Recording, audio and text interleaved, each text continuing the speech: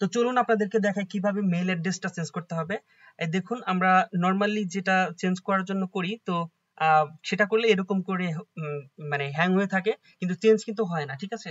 আবার এখানে কি বলছে যে this address is used for admin purpose. If you change this, an email will be sent your new address to confirm it.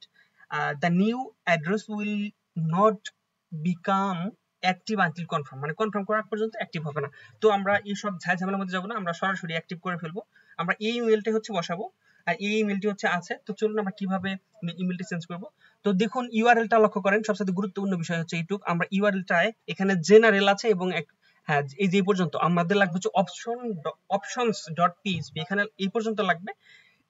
তারপর হচ্ছে আমরা এখানে এন্টার করে দিব। এন্টার করে দেওয়ার পর আমরা দেখবো যে আমাদের অপশনটি চেঞ্জ দেখতে পাবো। আমরা ইমিডিয়েট এখানেই মেইলটি পেয়ে যাব। এখানেই একটু নিচে স্ক্রল করে আসলেই আমরা কিন্তু মেইলটি পেয়ে যাবো, অ্যাডমিন ইমেইল। হ্যাঁ, তো এখানে আমরা এটা পেস্ট করে দেই। পেস্ট করে দেওয়ার পর এটা হচ্ছে আমরা কি করব, সেভ করে দিব। নিচে আসতে হবে অনেক, নিচে এসে এটা সেভ করে দিব। হ্যাঁ, সেভ করে দিলাম। সেভ করে দেওয়ার পর আমরা আপনাদেরকে দেখাবো যে এটা সেট হয়েছে কিনা। তো সেভ হয়ে গেল, গুড। এখন হচ্ছে জেনারেলে যাই। জেনারেলে গেলে দেখবেন যে মেইলটা কিন্তু সেট হয়ে গেছে, ঠিক আছে। এভাবে কিন্তু আপনারা খুব সহজে চাইলে আপনাদের ওয়ার্ডপ্রেস ড্যাশবোর্ডের মেইলটা খুব সহজে চেঞ্জ করতে পারেন, ঠিক আছে।